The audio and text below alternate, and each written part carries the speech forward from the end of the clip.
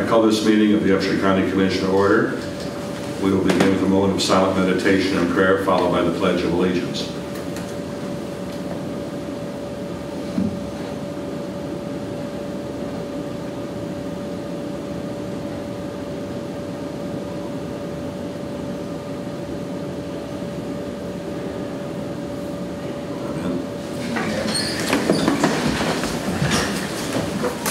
Pledge allegiance to the flag of the United States of America and to the republic for which it stands, one nation under God, indivisible, with liberty and justice for all. Good morning, everyone. Jackie, how are you? You didn't cough.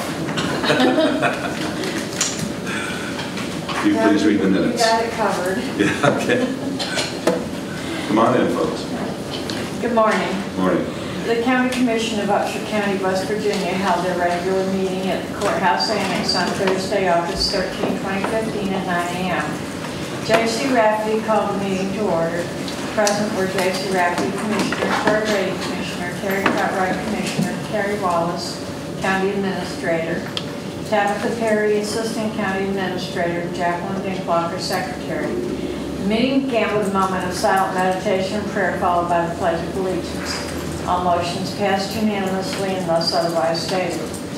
On motion by Troy Brady, second by Terry Cartwright, the Commission approved the special meeting minutes of August 6, 2015 as submitted.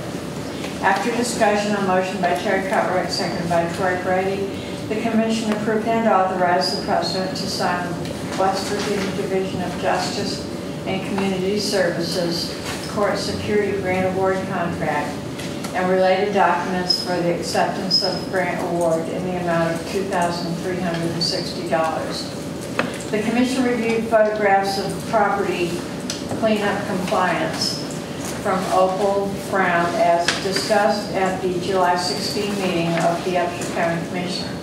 No action was required.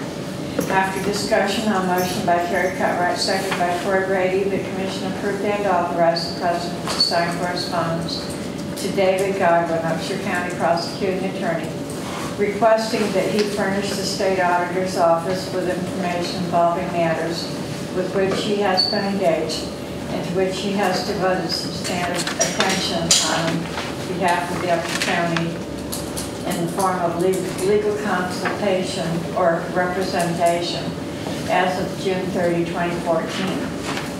J.C. Rafferty provided an overview of the software systems maintenance contract.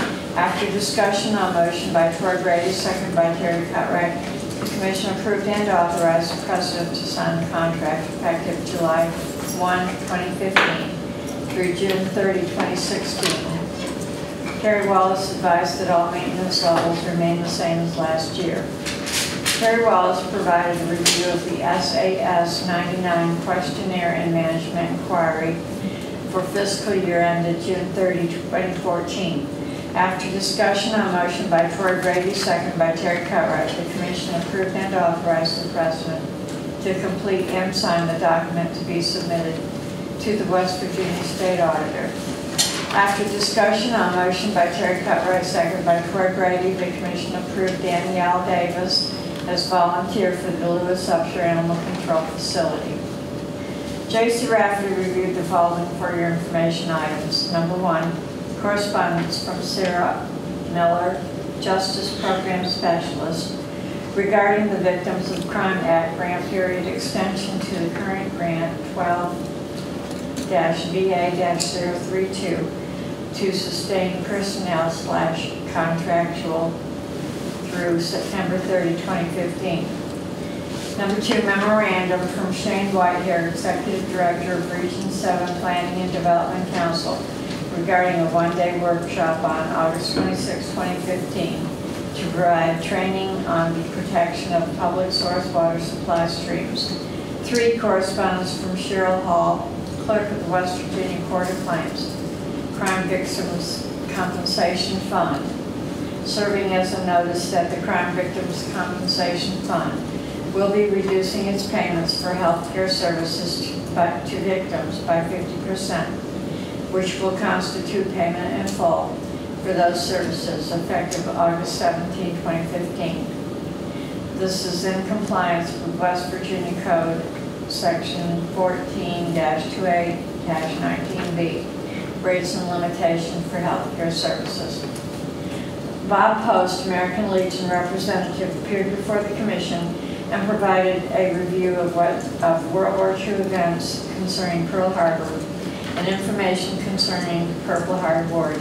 J.C. Rafferty read the VJ, Victory Over Japan Day, August 14, 2015 proclamation, and the Purple Heart Day, August 7 proclamation. Mr. Post acknowledged and honored the presence of Ed Smith, an Upshur County resident, who was a recipient of the Purple Heart Award. After discussion, a motion by Troy Brady, seconded by Terry Cutright, the commission approved and authorized the president to sign the proclamations. The commissioners expressed gratitude to Mr. Post and Mr. Smith for their military service.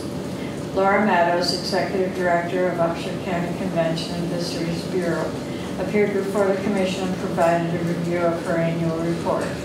Ms. Meadows provided data and a printout of the 2014-2015 annual report and highlighted the accomplishments of the CVB over the past year. J.C. Rafferty continued to review for your information items. Number 4, Upshur County Health Department newsletter, August 15. 5, Upshur County Family Resource Network newsletter, August 2015. 6, Upshur County Family Resource Network Directors Report, July 2015. 7, agendas and/or notice of meetings as listed. 8, meeting minutes as listed. 9, meetings as listed.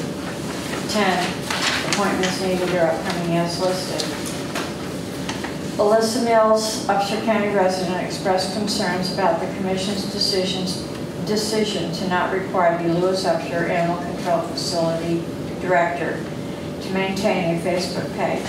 Ms. Mills noted that there have been many animals stolen from their yards, and she feels that by posting the information on the LUACF Facebook page, there might be a better chance for owners to be able to retrieve their pets. She suggested that the Facebook page could be maintained with controls to only post the information with not allowing for comments, thereby eliminating the drama, which was cited by Director Jan Cochran as a reason for not keeping the Facebook page, and asked the commissioners to reconsider their decision. Kista Allman, former E911 telecommunicator, appeared before the commission for an exit interview. At 9:30 a.m., on motion by Terry Cutright, second by Troy Grady, the commission entered executive session per West Virginia Code, Section 6-98-4. Present were J.C. Rafferty, Troy Grady, Terry Cutright, Kerry Wallace, Tabitha Perry, and Kista Allman. The commission returned to open session at 11 a.m. No decisions were made in the executive session. The commission approved all invoices for payment. The commission approved all vacation orders. The commission approved the following settlements as listed. The commission approved the following exonerations and/or refunds as listed. The commission recessed at 11:40 a.m. The commission reconvened at 1 p.m. at the E911 Communications Center for a meeting with E911 personnel. With no further business, on motion by J.C. Rafferty, second by Terry Cutright, the commission adjourned at 4:30 p.m. Thank you, Jackie. On Krista Allman's executive session, you read 9:30 a.m. Does your sheet say 9:30? Mine says 10:30.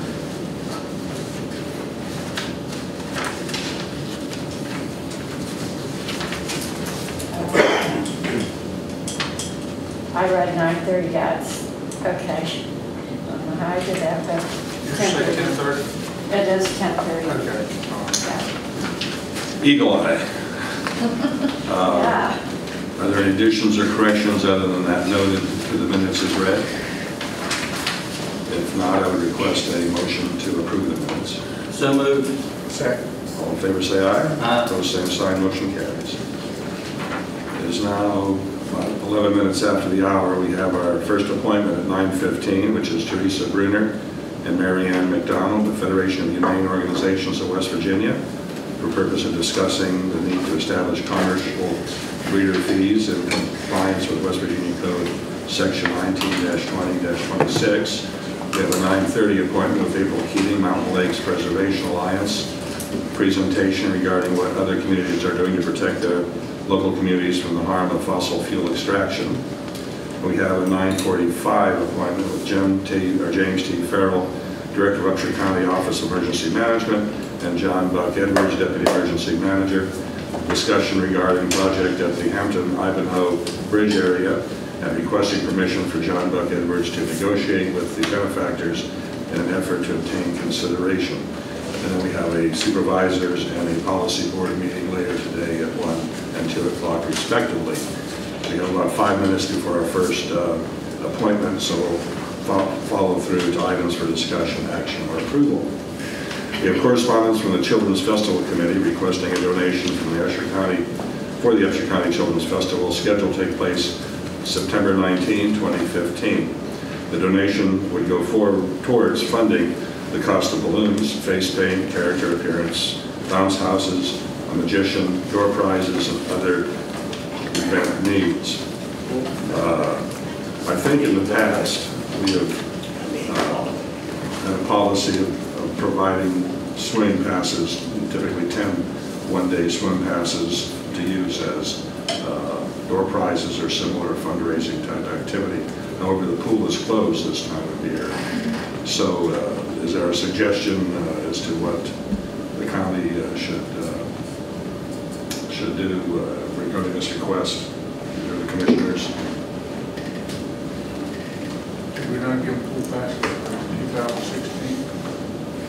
You could still give them pool passes. With the Classic Car Club, you gave them a donation, a monetary donation. You do have a small budget this year for a monetary donation. Right. $250, I think, we gave to the car club, if I'm not mistaken. Because it's a children's festival, if you do choose to give a monetary donation, I would also recommend the pool passes because they can't be used next year. That would be 10 one-day passes. Okay. Is there a motion relative to the financial donations? I move we give them $150. And that would also include 10 one-day passes for the 2016 season? Yeah. Is there a second for that motion? I'll second that. All in favor say aye. Aye. Opposed, same sign. Motion carries. We have about 2 minutes left. I'll run down to correspondence number 4, since I know that the presentation on item 2 and 3 will take a little more than that time. Item number 4 will be correspondence from Natasha Perry announcing her resignation as administrative assistant for the Addressing and Mapping Office effective August 22, 2015. Do I have a motion to accept that resignation? So moved. Second. All in favor say aye. Aye. Opposed, same sign. Motion carries.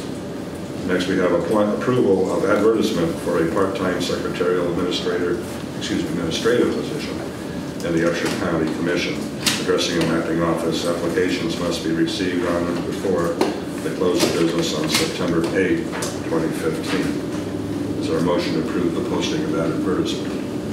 I'll approve that. Is there a second? Second. All in favor say aye. Aye. Opposed, same sign. Motion carries. Still have about a minute and a half. We have correspondence from Gregory B. Harris, Upshur County State Structures and Sites Enforcement Permit Officer, requesting that the Commission order cleanup of case number 09-11401. And that is a request from the Safe Sites Board to send correspondence to the owner of that property, which I believe is in Banks District. I believe it is in Banks District, yes. Tax map 7S, parcel number 22.1. Is this the one that burned down and has a basement? No, this is new. This is a new one. Okay. You have 7 current Safe Sites and Structures properties that we're working on putting together a presentation for you. Now that you've budgeted some money for cleanup on those properties. This property owner would be sent a letter requesting the cleanup before they were actually considered in that group of 7. I move we send a letter. I'll second that. All in favor say aye. Aye. Opposed, same sign. Motion carries. It is now 9:15, and we have a presentation by Teresa Brunner, possible. And Mary Ann McDonald, Federation of Humane Organizations of West Virginia, discussing the need to establish commercial breeder fees in compliance with West Virginia Code 19-20, Section 19-20-26. You would like to appear at the podium? Thank you. Identify yourselves for the viewing audience and the current audience. I presume we can deduce the one of you is Ms. McDonald and the other is Ms. Brunner. Yes, that's Brunner. Mary Ann McDonald, and I'm Teresa Brunner. Thank you very much for giving us this time on the agenda to talk to you about this very important piece. You can hear me anyway. I'm with the Federation of Humane Organizations of West Virginia, and Mary Ann and I came over from Elkins because that's where we live. We've already done this in quite a few counties in the state. We've only just started this summer, but in 2 years ago, a commercial breeders law was passed at the state legislature, and it's West Virginia Code 19-20-26. It authorizes the county commission to charge a fee for commercial breeders who are located within their county. Now, there are two classes of commercial breeders, a class 1 and a class 2. This really addresses large commercial breeders because this would be 11, the class 1 would be 11 to 30 unsterilized dogs. A class 2 would be more than 30 unsterilized dogs. I know that many people think this isn't occurring in West Virginia, but in fact, in Wetzel County, just this past year, in 2014, they had, I think theirs was 120 dogs that were found in a, what we call puppy mill in Wetzel County. And that cost to the county, if rescues and other groups had not come in to assist them, would have been upwards of $30,000. These kinds of facilities, when they come into your area, it doesn't mean that we can't have them. It just means that they need to be inspected and they need to be run as a business. They are a business. They're making quite a bit of money. And so they need to be registered as a business and they need to be paying a fee as a commercial breeder within your county. Now the fee is $250 for class 1 and $500 for class 2. And we always encourage the counties to charge the highest fee, not that that's so much. That money then goes into a specially designated account for animal rescues, spay neuter programs, or animal shelters. It could go into your animal account. But it's to be designated for those types of programs within your county, which is a good thing. One of the things that we are most concerned about is that we don't want, as Ohio and Pennsylvania and some of the states around us began to look at these large commercial breeders and all of the problems economically, environmentally they brought to their area, because that's a lot of cost for taxpayers. It could be upwards of $100,000 in some areas when you have really large ones that have to be shut down. So the thing that we're concerned about is not to just say that you can't be a commercial breeder, it's just to say that you can't be an unscrupulous one, and you have to be open to inspection. Yes? Typically, the counties that have set aside or have established this type of program, who is responsible for enforcement? The animal control officer is the one that would do the inspections. Now, a lot of people say, well, do we really have any of those? And as I said, it's hard to say. Animal control, obviously your shelter director might hear that there's some breeding going on out there. But there'd be advertisement too, either on Right. Facebook. Exactly. Or And so what you hope is that you just end up with reputable breeders that are going to come into your area and not breeders that are going to try and circumvent the law and be inhumane, or as Mary Ann's going to talk to you about just in a moment, just making sure that they are following the law. That's really all that we are asking them to do. Now, excluded under this code, very clearly, hunting dogs, service dogs, show dogs, those are all excluded. So it is really dogs that are sold for personal use, like as a household pet. And it doesn't do anything for a 2 or 3 or 4, somebody that's breeding their shepherd or their pugs or something once a year, or it doesn't do anything for that. But the important thing is to either keep the commercial breeders doing the right thing so that you don't have taxpayers having to pick up this fee at some point. The fee, the licensing fee, is that a one-time fee? No, or is that's that an an annual annual fee? fee. So, Mary Ann, would you like to say something? I got another question. Okay. How are the fees to be used? They are to be used for animal shelters, animal rescue, and spay-neuter programs. A lot of the places were telling them, gee, why don't you put it into a good spay-neuter program in your county? For instance, in Mon County, when they put this in place, they had 2 commercial breeders. So I'm not that we're expecting there to be hundreds, but we know that there are some, and at least they're identified. The other thing is that what we hope is that it keeps the unscrupulous one out. Right now we have 10 counties. We've presented in about 15. We have 10 counties that have already set the fees. The important thing is, as we do this over the next year, and it wasn't that, even though it's a state law, we know that animal law isn't always high on the list of things to do. You have many other things to do.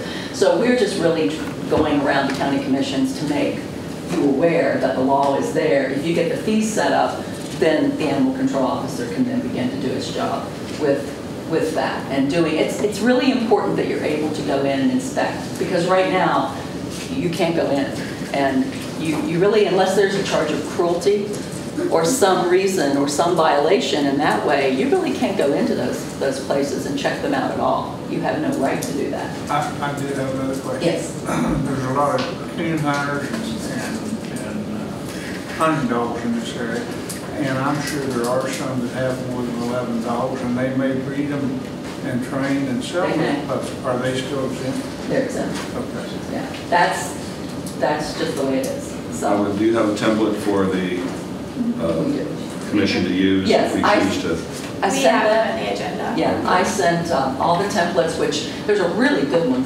Kanawha County has one. The Roane County one is particularly good because you can change it and just change the head at the top, and they've got it all on several pages. I sent you that electronically. It is not in the folder I gave you because it was 7 or 8 pages. I was trying to save some paper there.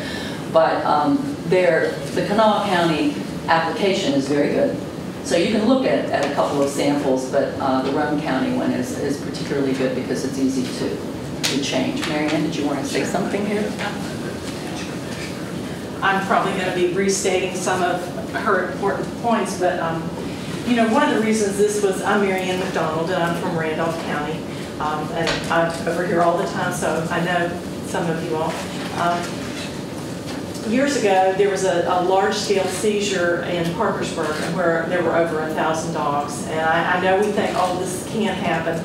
And the animal control officer couldn't even go in before this law was enacted until the health conditions became so bad that it was polluting the water in the area. And you can imagine with 1,000 dogs. The lady, I believe, eventually relinquished the dogs, and then the county was completely overwhelmed. Our county's been in that situation, not to that degree, but probably about 8 years ago, we had a large-scale seizure from a puppy mill. I have a dog that was at our shelter during that time, and it cost our county thousands of dollars. Fortunately, our county commission bailed us out, but now you have a reason to be able to go in and do these inspections before it gets to that problem. I know we just frequented one of your establishments here to have some coffee, and I go to 88 Restaurant all the time. And when I go to a restaurant or a facility, I know that the proper inspections and fees are happening, and that's all that we're asking for here, is to just to follow the law, allow these dogs to have their annual vet checks, allow the animal control officer to be able to go in and do the inspections, make sure they're being raised humanely, this way Upshur County, just like Randolph County, won't be a haven for, as Teresa said, unscrupulous breeders that, you know, are going to raise these animals and sell them on the internet, meet you in the parking lot at Walmart. You'll never see where the breeding animals are kept. It's just not a situation that any of us want, so that now that this is the law, we just are asking that you enact it. We know that it's new, so I know Teresa's provided a wealth of information for you, and I'm also a board member of FOHO, and I'm on the Randolph County Board of the Humane Society, so if there's anything that we can do that will help you enact this, I know you all don't want this to be happening in your county, just as we don't, and now you have a reason for your animal control officer to be able to do their job. Thank you, Ms. McDonald. Sure, thank you. I presume that the task for us is then to approve, well, we cannot act on it today. I think you would have to draw up an ordinance or for us, but we can make a motion to direct the administrator to prepare a proper ordinance or statute for the county along these lines, and then we can vote on it at some future date, maybe a week or two. So is there a motion to authorize the county administrator to prepare from the templates that have been provided, a ordinance for the county to adopt the West Virginia Code 19-20-26? So moved. All in favor say aye. Aye. Opposed, same sign. Motion carries. We thank you very much, and I would say the next couple of weeks, if you wish to come back, that we will address this in a session as well. Okay, thank you very Thank much. you very much. Okay, our next appointment is at 9:30, and we have about 3 minutes, so as a matter of efficiency and economy, I'll try to deal with a couple of other items on the agenda. So really, we just need this and application. We have, for your information items, we have administrative order entered by the Honorable Jacob Rieger on August 17, 2015, regarding establishing divisions for the 26th Judicial Circuit. And basically, as a result of legislative action last legislative session, they have created a second judgeship for the 26th Circuit, which will create a second judge. Well, the circuit consists of Lewis and Upshur County. And by correspondence that reflected here, Judge Rieger basically is identifying that the judge sitting in Upshur County will be considered Division 1, and the judge sitting in Lewis County. They'll be sitting back and forth. That doesn't mean that one judge will be here all the time, one judge will be in Lewis County all the time. They'll be switching back and forth depending on the docket, but that you'll have two court divisions where cases will be assigned. That's just for information, no action taken by the commission. We have correspondence from Michael Zerilli, Vice President of Government Relations of Sequel Corporation, and Jeremy Bonnen, General Secretary of Altice NV, that stands for Netherlands, updating certain information regarding the upcoming transfer of control from Sequel, the parent of Sequel 3, Communications 2, LLC, doing business as Suddenlink Communications. And basically, this is communication letting us know that Sequel is assuming responsibility. Mr. Mayor probably has as much knowledge on this because it's a city charter, I believe, that they operate under. But there has been a transfer of ownership of Suddenlink, fortunately, to Sequel, which is, interestingly enough, I guess Netherlands and Luxembourg companies. So we have some international trade going on here in the area of cable franchise in Upshur County. So that's a letter just basically letting us know of that decision, and also there's some stock transfers, I think, or whatnot from those two corporations, which has no bearing on the business there. We have the Sheriff's financial statement for period ending July 2015. Please be advised that will be amended in a future agenda. Okay. We have Upshur County Sheriff's financial statement, bank balance listing 2015 July. We have Upshur County Sheriff's settlement June 30, 2015. We have Lewis Upshur Animal Control Dog Report for July 2015. And we have a dog report from Seth Cutright, Animal Control Humane Officer, July 1 through July 31st, 2015. We have correspondence from Earl Ray Tomlin, Governor, approving the Justice Assistance Grant Award to the Upshur County Commission in the amount of $20,000. Funds will be provided for one prevention resource officer at Buchanan Upshur Middle School. That officer has been on staff there for probably 3 or 4 years, I think, by now. So that's a continuation of that grant. Now being 9:30, we have an appointment for April Keating, Mountain Lakes Preservation Alliance, a presentation regarding what other communities are doing to protect their local communities from harm of fossil fuel extraction. Ms. Keating? Thank you, Commissioners, for having us today. I'm here with Tom Bond, who's a chemistry... Tom, I'm sorry, last name? Bond. Barnes? Bond. B-O-N-D. Like James? Bond. Yeah. James Bond. Right. James Bond. From Lewis County, and we appeared Monday in front of the Lewis County Commission with a similar presentation, centering around climate and methane.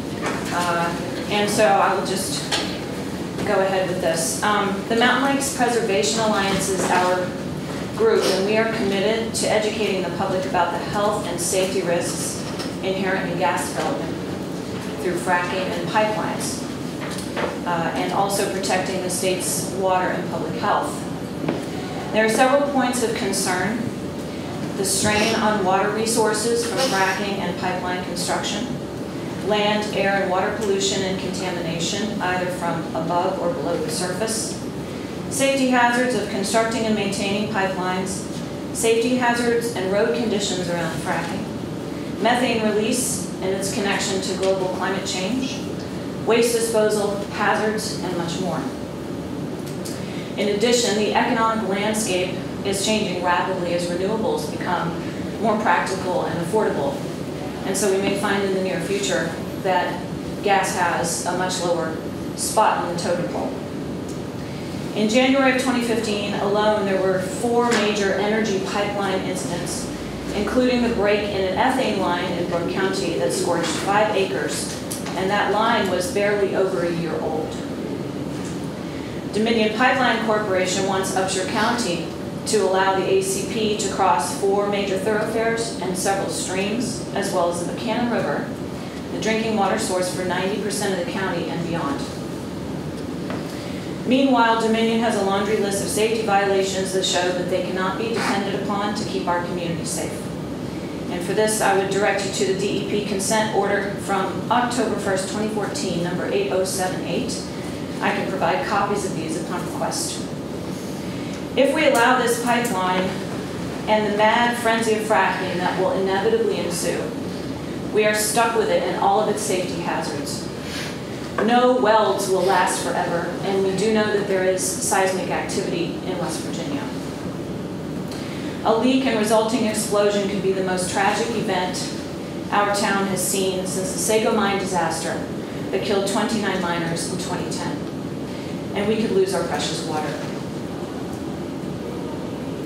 Leaking methane is already a much greater problem than we have been told, as highlighted by a recent New York Times article. And I would like to read briefly from this article. This is available online. It is entitled, "Methane Leaks in Natural Gas Supply Chain Far Exceed Estimates," study says. I'll just read you a couple of highlights. Natural gas gathering facilities lose about 100 billion cubic feet of natural gas a year, about 8 times as much as estimates used by the EPA. The newly discovered leaks, if counted in the EPA inventory, would increase its entire system-wide estimate by about 25%. Methane, as you know, is the main component of natural gas and has a more potent short-term effect on climate change than carbon dioxide. Short-term meaning in a 20-year time span. And some estimates say that it can be up to 80 times as powerful as a warmer of the atmosphere than CO2. I would also like to remind you that there are 300 new permits in each of Lewis and Upshur counties waiting for the ACP and other pipelines to go in to deliver this product. These wells have not been developed yet, and once they start, our lives are going to change dramatically. I would now give you time to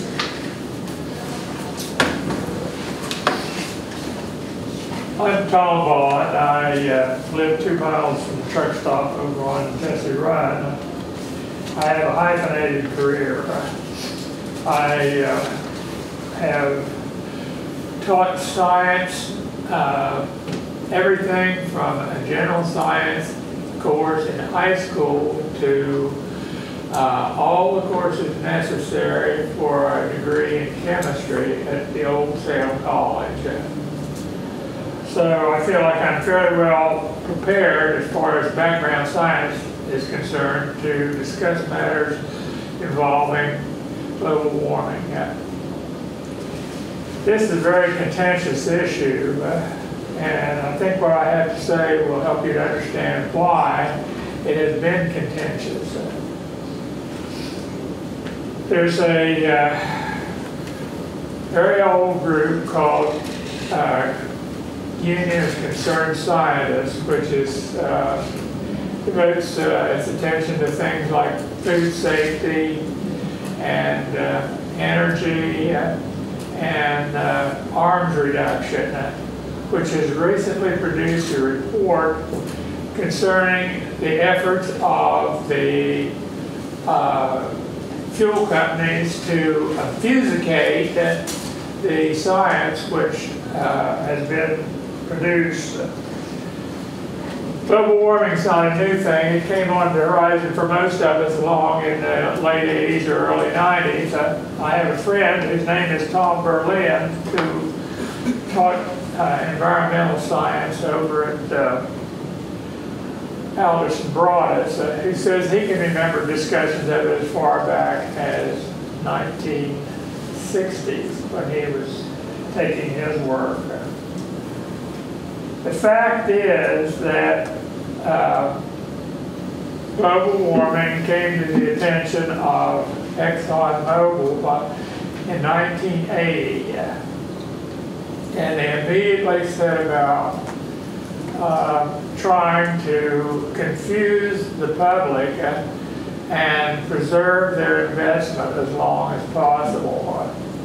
What the Union of Concerned Scientists has come up with is some 85 documents, not only from them, but from the American Petroleum Institute, from other gas and oil companies, and also from coal companies, which show that they were fully aware of it, and which show that they have produced a campaign of disinformation to confuse the public and to confuse people in politics. One of the principal scientists who is involved in the writing of some of this material is a man named Willie Soon, who works for the Smithsonian Institution. He's an astrophysicist. He wasn't a physical scientist. And they have paid him, it shows, something like $1.2 million for the disinformation that he's written. Now, I'd like to read from a little article which came out in The Catalyst, their magazine,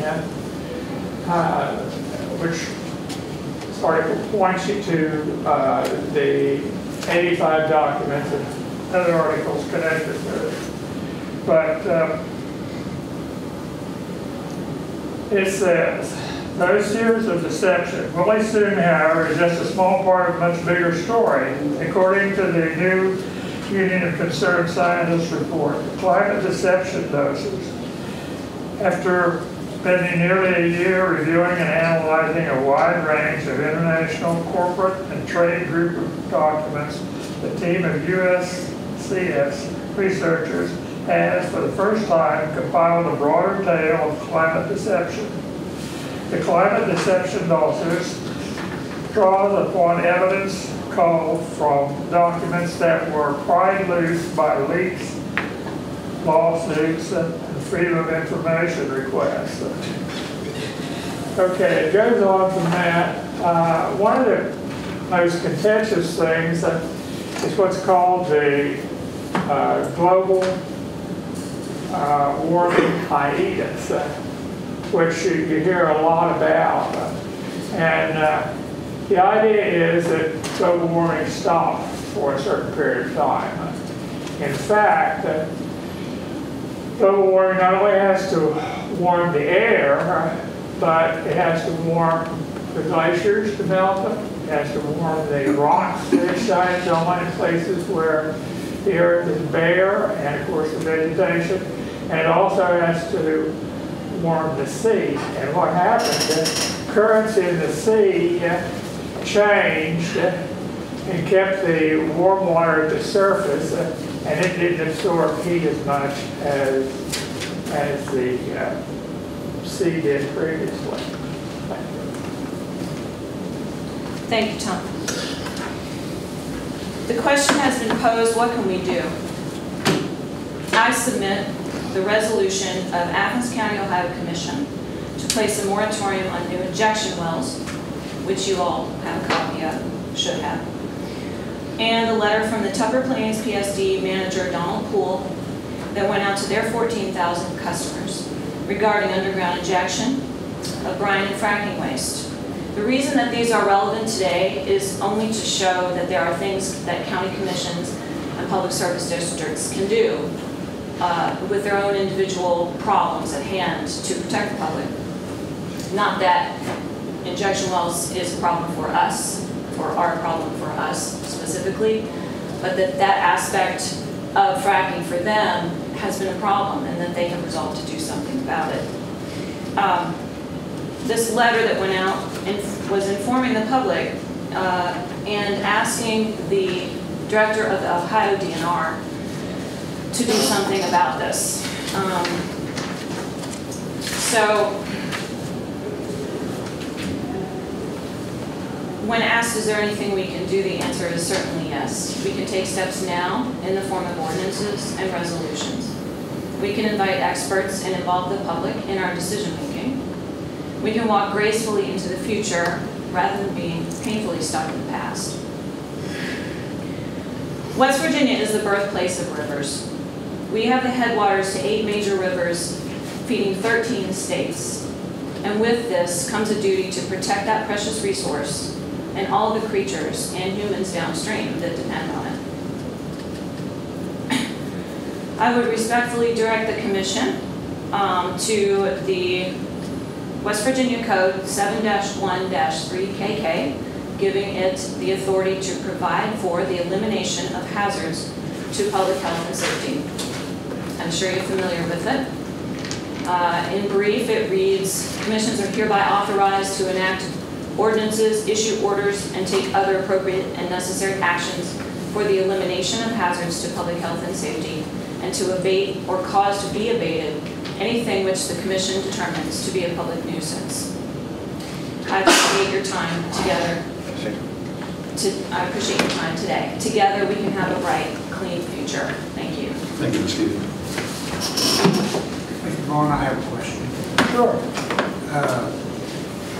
It's real confusing to me, but how many ice ages has the Earth gone through? And haven't we been in global warming since the end of that last ice age? How many ice ages have we gone through? Mm-hmm. Well, in the recent era, there were 4. And before that, there were many. In fact, the Earth has frozen over solid, what's called ice ball Earth, 2 times in the past. And they tell us that if there was no carbon dioxide in the atmosphere, that would be the normal condition for the Earth. It would be frozen over continuously. It has to be just the right balance of carbon dioxide. A little bit more, it's too hot. A little bit less, it's too cold. And nature has worked that out with plants.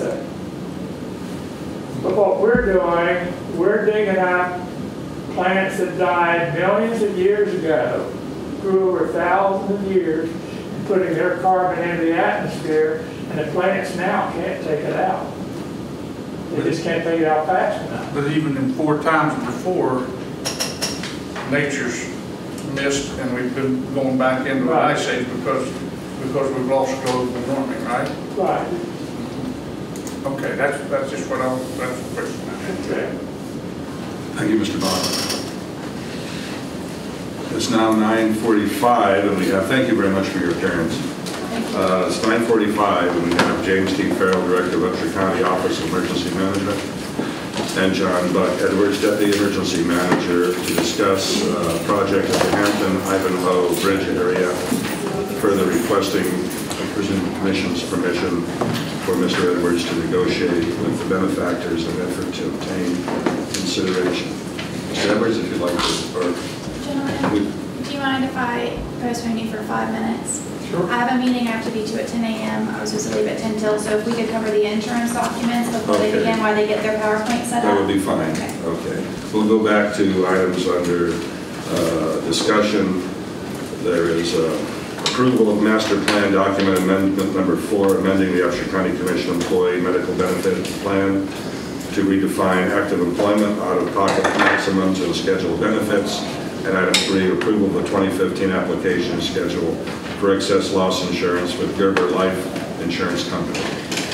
New law under the Affordable Care Act has required that you define your active employment as those who work 30 hours or more per week. So this amendment has edited that, as well as the inclusion of prescription co-pays under the out-of-pocket maximum that employees pay.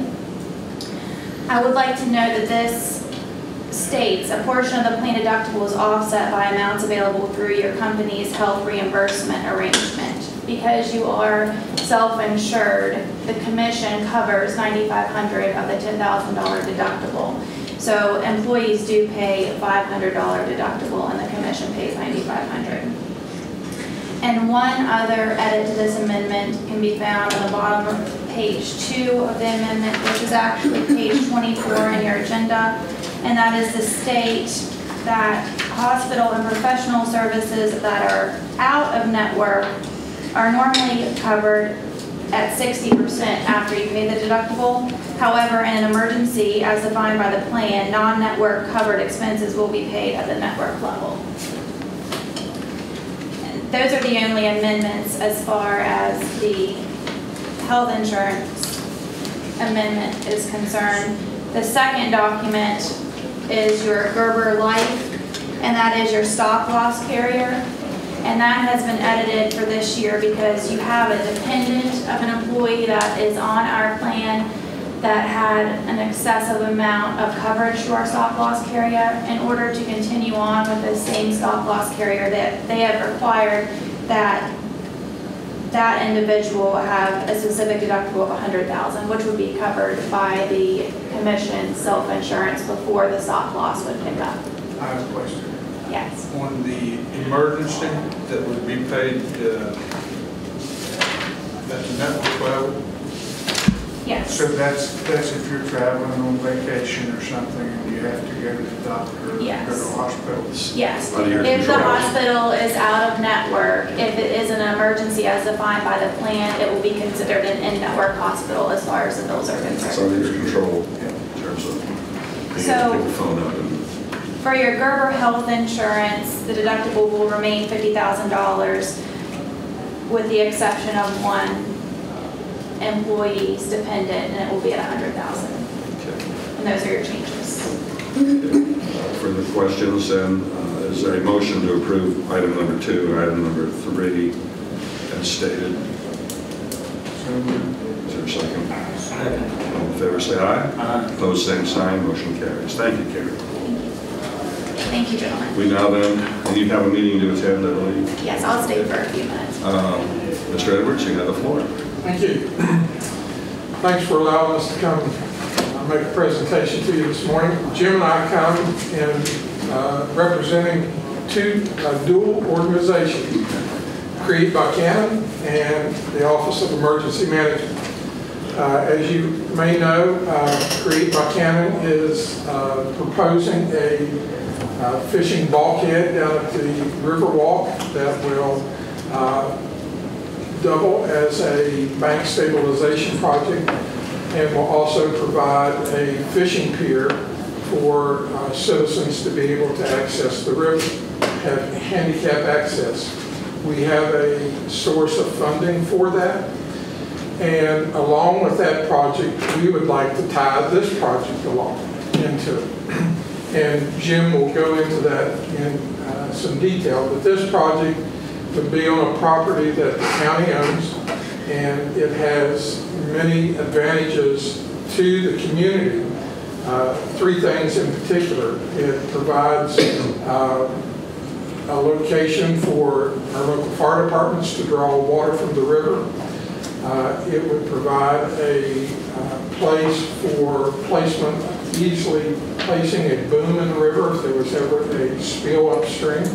And thirdly, it would provide access for canoes, kayaks, where people can float on down the river and come to the, yes sir. So two of the three reasons affect emergency services. Yes sir. Yeah. Okay. So One is recreation to emergency services. Right. So what we're asking you today is to allow us to approach our funder to help us build that project on county land. To receive grants and funding from organizations, foundations, right, to assist in that effort. Right. So we want to tie these two projects together, and I'm pretty confident that our funder wants to help us on both of these projects. So Jim's done a really good job of putting together a PowerPoint. Jim's worked on this project for a good while, and it just so happens that we kind of came together and we can maybe make this happen. So very good. Turn it over to Jim. Good morning, President Rafferty, members of the Commission.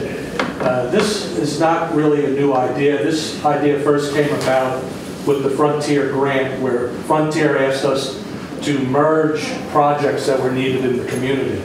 And this was one of three projects submitted to Frontier, and we saw an opportunity to merge recreation with emergency response. And though we didn't get that grant, we did get a runner-up from Frontier, so it was very nice. But this is not new. It's been presented to the local emergency planning committee previously as one of several locations, and fortunately now we've gone out and we've looked at all the locations, and this seems to be the most viable. Buchanan River is the prime source of public water in Upshur County. All the PSCs in Upshur are supplied with water from the Buchanan. Should there be a spill in the river, the Buchanan Fire Department is tasked with deploying a boom to protect the intake. They put that boom out somewhere out in the river, slightly above where the intake is. And where their first line of defense is the last location where it can be done. And that doesn't leave much of a room for a margin of error. Of course, it also depends where the spill is. Lately, I've seen some large-scale incidents such as that in Charleston, in Colorado. The project would plan for an additional pre-planned deployment location approximately 3 miles upriver from the intake, where vacuum trucks can stage and access the containment boom with some or no preparation depending on the river height.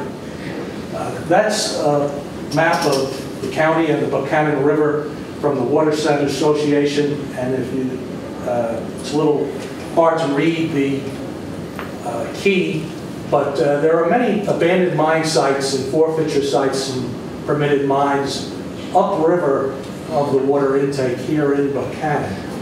And really, we don't have a current plan in place that I have seen in the office on how to deal with this outside of the city limits. Here's a Google Earth version, and this is the view of where the intake is at the top of the map, at the arrow at the top, and where the bridge is located down there in the Ivanhoe-Hampton area. It's approximately 6 miles downriver from the inundation area of a dam failure at 10 Mile. That's has also been presented to the LEPC. What happens if the dam at 10 Mile, the old coal impoundment, goes?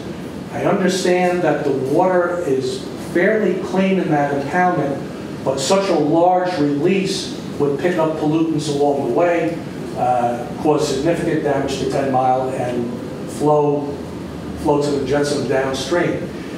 It's also approximately 1 mile downriver from the proposed crossing of the Atlantic Coast Pipeline. Of course, that has not been finalized, so we have to stick with the approximate, and they could move that location. But that's a general idea that we think this should be downriver from wherever any major pipelines cross the Buchanan. And it's approximately 4/10 of a mile from the nearest fire hydrant on the Hampton side of the bridge, and we found no fire hydrants on the Ivanhoe side of the bridge for a much greater distance. This is the county tax map. I know it's a little rough, but for the purposes of this project, because the towns have sort of disappeared, we're calling one side of the bridge Ivanhoe and the other side of the bridge Hampton. That may not be correct, but of course those actual towns have disappeared. Where you see the numbers 1 and 2, according to the county tax map, those parcels and the third one that's too small for a number to fit in are shown as having been acquired under the Stafford Act in a FEMA flood zone. And the little red square in the middle of those 3 parcels is supposedly privately owned, and it's a 41 by 50 foot parcel that's currently undeveloped. However, the DOH version of the same property is quite different, and it shows the county's property in different positions, and a property we're going to call the frame property as being on the river, not in the middle of the county property. Reading the descriptions on the deed, we feel the Department of Highway map may be more accurate than the county map. We've tried to do some additional research on that, but we believe this is the correct arrangement of the property. And this actually works out to our advantage. Yeah, because now we don't have private property in the middle of what we would like to do for a parking area. And we feel the state probably went out there with FEMA to do the survey. But there's also a plan B for a stabilization project on the upriver county property, which may need some stabilization because it's upriver of the bridge. Currently, the bridge protects the downriver side, and that may also provide good access. This is a view, and where the problem is, the lower right-hand area is where the county shows the private property is, and you can see it's currently being used for parking. There's gravel there. The left-hand red area of the map shows what the state says is the private property, and that may actually work to our advantage. We thought that might be a plan B.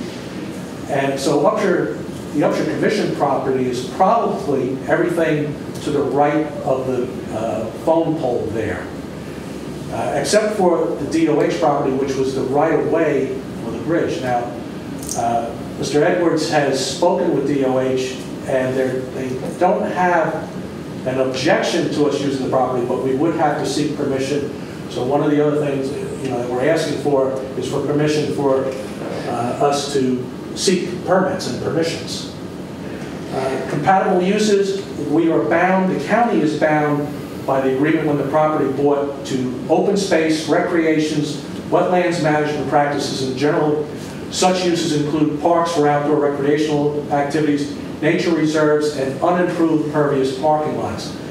A pervious parking lot is just something that will allow the water to not collect on the surface and go down into the ground. And that's what we're initially talking about, bringing in some gravel and grading it. That's another view of the access, and there's a existing downward slope there that's very gentle in West Virginia terms. Neither Buck nor I had trouble walking down or up it unassisted. We didn't have to grab anything and hold on, and that's, to be there like that is pretty amazing. This is a view of the lot from the ramp looking out, and what we thought would have to be, where the arrow is in the upper right, we thought would have to be the entrance to the area, because where the truck is parked, we thought was the private property. Now we don't think we have that restriction, that we can come in for hundreds of, over 100 feet on the road, making it much simpler. There is currently existing use, as we can tell by the graffiti. So it is currently a hangout for the youth in the area. There obviously are people going up and down underneath there.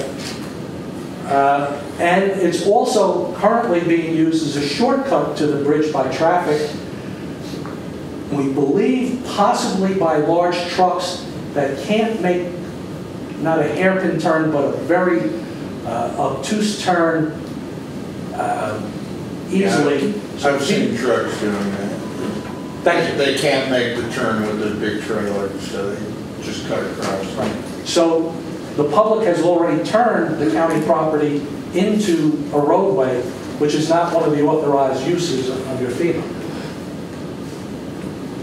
There are hidden obstructions in that grass, and that, you know, if somebody was to go through with an ATV or a motorcycle or something would hit, you know, they would hit it. And there's remnants of old fill there. We're not exactly sure what it was. Large chunks of blacktop. We've only just discovered that pretty close to this property was once a garbage dump for the village of Hampton. It may even be on county property because it's one of those lost records. Recreational use on the county's Convention and Visitors website, it talks about 5 locations upriver from this that are actually classified rapids for active canoeists and kayakers. And that's a nice spectrum of different classifications of rapids that are up there and, you know, would attract somebody. And we're actually advertising to the public to come to Upshur because this exists. However, according to blogs and YouTube and various travel logs found on the internet, good roads to safe locations to legally park and enter onto or come off the river are very difficult to find. People have actually put on the website that I thought this was a public road. I ended up on Mr. and Mrs. Smith's farm. This was their private farm road. They are lovely people. They gave us permission that day to park there. However, you know, I don't know Mr. and Mrs. Smith, but you know, eventually they may not find everybody that interested. The location downriver from all 5 rated locations offers a terminus for the more experienced user or a beginning point to Buchanan for the boater looking for a less extreme ride. That's the ramp view down from the water, and you can see it's kind of amazing that it exists in that form here, whereas all around the banks are much steeper. It's a naturally sandy shoreline that may be covering riprap. This is something that we're going to look into because the engineering plans for the bridge show riprap that we don't see there. So that's a safety thing we've stumbled across and we're going to look into. The benefits to the county: a pre-plan for water contamination, fire suppression drafting point, increased use of the river to detect point source polluters, increase in tourism and outdoor activity, stop unauthorized traffic shortcut, more open activity at a local hangout where, you know, more good people coming through reduces any bad activity. Leveling of hidden obstructions in the grass, and a return on investment to taxpayers who paid for the flood mitigation purchases. Are there any questions for Mr. Edwards or myself? What's the time frame that you're looking at? We're meeting with our funding source next Tuesday. They're very eager to start these projects for us. Is this funding source a government agency or a private foundation? Private. Would you be able to concrete the ramp down into the edge of the river? That's a possibility depending on the permit that DOH would give us. And they are willing to give us a permit. We just have to make application for it. Right now, we're only talking about canoes and kayaks because we don't expect to be able to concrete it. If we can, great.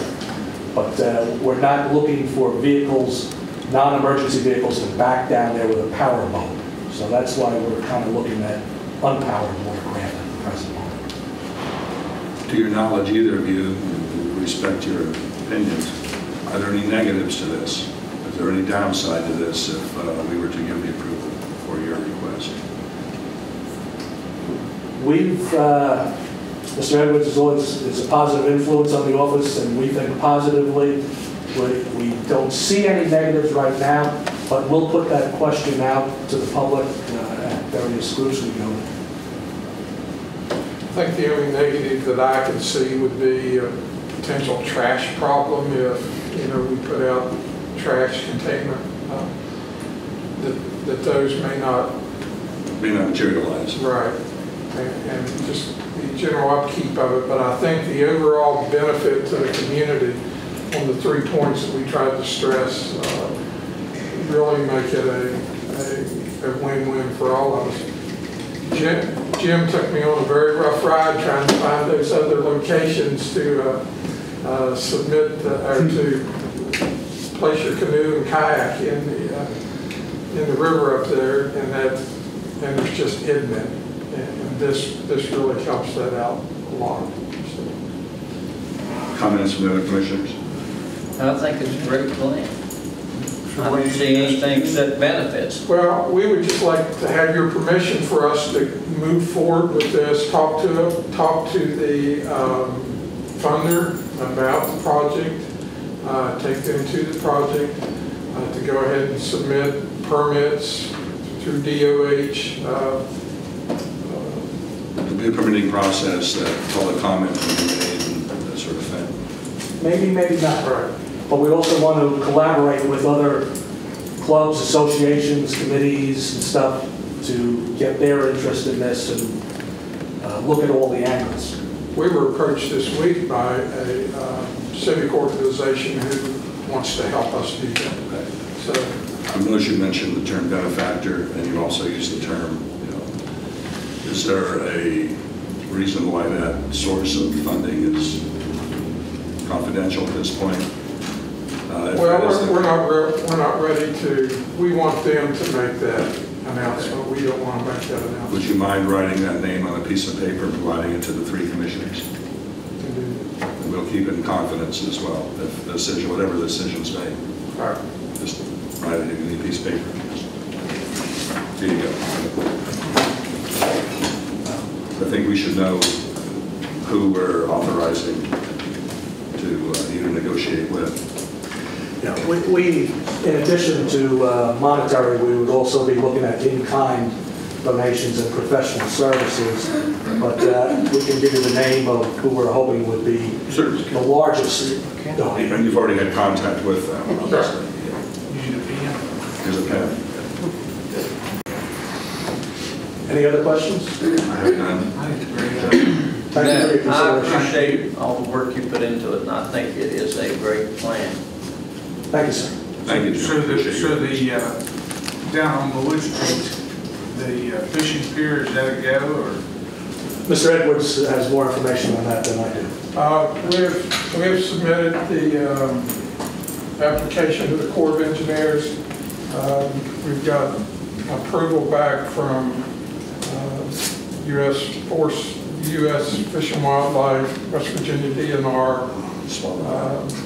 So our biggest issue, we're going to have to, once we get those done, we'll have to take it to the city and deal with their floodplain ordinance. But, you know, we believe that we can satisfy that as well.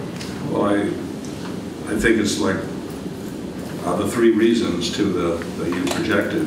2 are dealing with emergency management or public safety, that sort of thing. So I think that speaks well for the plan. The 3rd reason being recreation.